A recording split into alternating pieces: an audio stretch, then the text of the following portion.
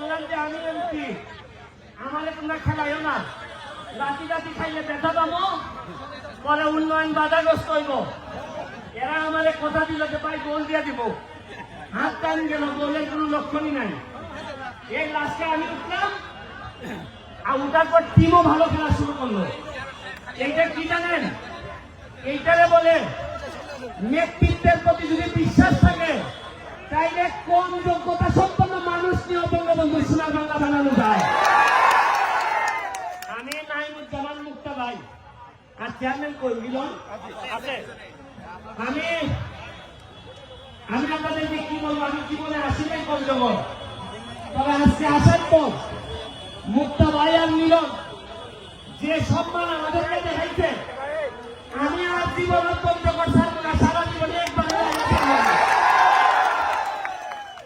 আর যদি মুক্তা ভাইয়ের আগে আমি মন্ত্রী হই, তাহলে আমি প্রথমবার আইয়া এখানে আপনারা যা চাইবেন তাই দিয়া দেবো। আর মুক্তা ভাই আছে কথা দিয়ে যান, আমার আগে যদি সে মন্ত্রী হয়, তা আমার এলাকায় কিছু দিবে না। আপনারা কি বলেন? সাক্ষী রেখে গেলাম। এইখানে আছে আমার সিদ্দিক ভাই, সৈয়দপুর, আপনারা যে বিমানবন্দর, এখানে এমপি। সবচেয়ে ভালো জিনিস কি জানেন? আগে একটা ফুটবল খেলা হইলে 2 জন চেয়ারম্যান মাস্টার, এখন কত উন্নত হয়েছে।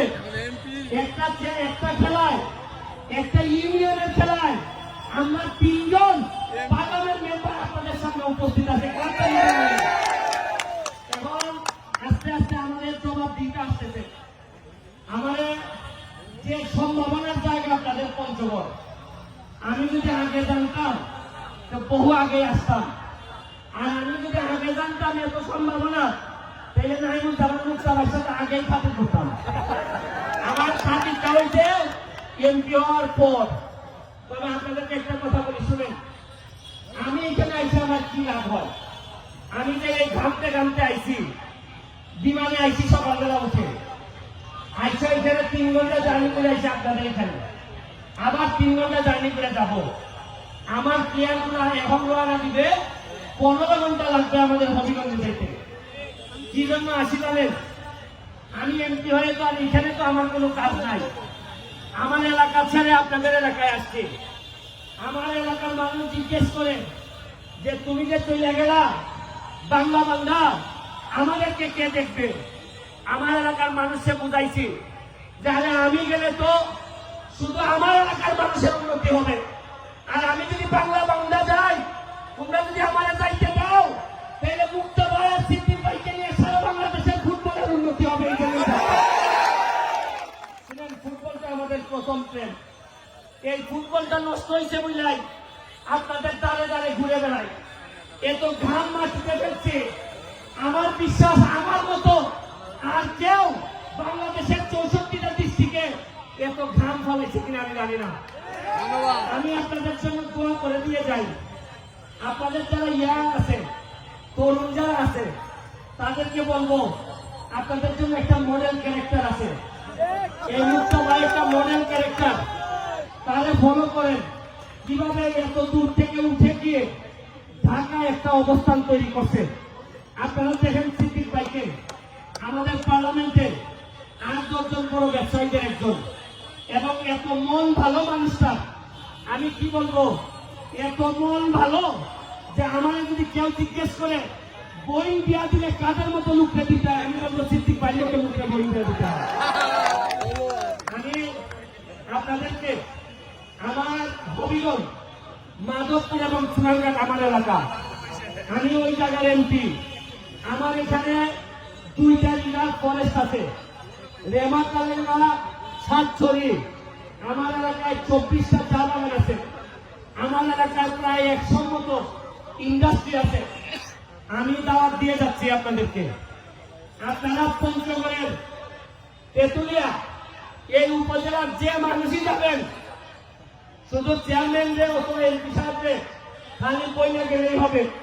আপনারা যে যে যাবেন, যে এইখানে যত বিপদ আপদ যা আছে, যদি কিচ্ছু না থাকে আমার নামে খাইয়া ফেলে চলে আসবেন। খালি বলবেন এই মেয়ে আবার টাকা খুঁজে কেন, আমি ব্যারিস্টারের লোক, এখানে কেমনে একটা লোক আপনাদের রাখতে হবে না। আমি 1 বছরের তাই সময় নিচ্ছি, 1 বছর পরে দেখবেন আমার এলাকায় আমি কিভাবে সাজাই দিই। আমি মুক্তা ভাইরে অনুরোধ করব, মুক্তা ভাই আপনি আমার এলাকায় আসেন, দেখেন আমি আপনার এলাকা দেখে গেলাম, আপনি আমার এলাকা দেখে যে সব জায়গায় উন্নতি করলে আপনাদের মনে জায়গা নেওয়া যাবে। আমরা যারা এমপি আছি তারা হয়তো আর কিছুদিন পরে এমপি নাও থাকতে পারি, কিন্তু আমাদের কাজ হইল আপনাদের হৃদয়ে বসবাস করা, বাকি জীবন মৃত্যুর আগ পর্যন্ত যাতে সম্মানের সাথে পৃথিবী থেকে বিদায় নিতে পারি, এইটাই আমাদের সকলের ইচ্ছা। আর এখন তরুণরা আছে, আমাদের হাত তুলে একটা কথা দিতে হবে, আমার ঘামের মূল্যের বিনিময়ে কথা দিতে হবে। আপনারা বলেন আপনারা পড়াশোনা করবেন কিনা?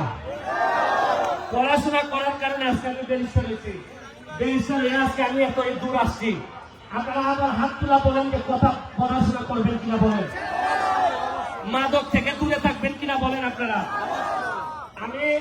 আমারে যদি সামান্য ভালোবেসে থাকেন, আমারে যদি সামান্য আমার প্রতি আপনাদের যদি করুণা হয়, যে এই লোকটা সারাদিন ঘুরে বেড়ায়, শুনেন কতদিন বাঁচবো আর আমি জানি না, আমার যে শত্রু তাতে আমি কতদিন বাঁচবো তাও জানি না, তবে মৃত্যুর আগ পর্যন্ত আপনাদের হৃদয়ে আপনাদের দোয়া নিয়েই বেঁচে থাকতে চাই। আর আমরা এখানে যারা আছি তারা কথা দিচ্ছি, এমপি শপথ নেওয়ার পর যে জন্মস্থান হয় সে বাংলাবান্ধা হোক, তেঁতুলিয়া হোক, পঞ্চগড় হোক, ফরিদপুর হোক, যে জন্মস্থান আমরা পাইছি রিজাইন করার আগে অথবা এমপি থেকে যাওয়ার আগে এর চেয়ে ভালো জন্মস্থান আমরা রেখে যেতে চাই। এটা আমাদের শপথ, এটা আমরা অবশ্যই পালন করব। এই কথা দিয়ে শরীরে বেড়ে গেছে প্রতিদিনই কোনো না কোনো লোকের বিরোধিতা করতে হয়।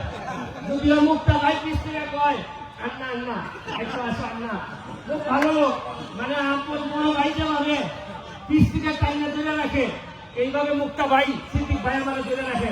আমি আগাইলে আমরা সংসদে অনেক ভালো মজা করি, তবে একটা কথা বলে যাই, এই আপনাদের তেঁতুলিয়া কোন বিল কোন অধিকারের সংগ্রামে যদি আমাদের নামে যখন মুক্তা ভাই সংসদে দাঁড়ায়, তবে চোখ বন্ধ করে সৈয়দপুরে হবিগঞ্জের 2 জনকে আপনারা পাবেন তার সমর্থনের জন্য। কথা দিয়ে যাচ্ছে প্রয়োজনে মুক্তা ভাই যদি চায় যে 2টা এমপি লাগে শেখ হাসিনার কাছে যাওয়া লাগবো, বিয়া দরকার হলে আমরা তেঁতুলিয়ার কোন উন্নয়নে আমরা 3 জনে ওনার পায়ে দিকে পড়ে থাকবো, তাও উন্নয়ন করতে এই কথা দিয়ে আর সামান্য একটা সালাম দিয়ে লাস্টের মুক্তা ভাই শেষ করবে।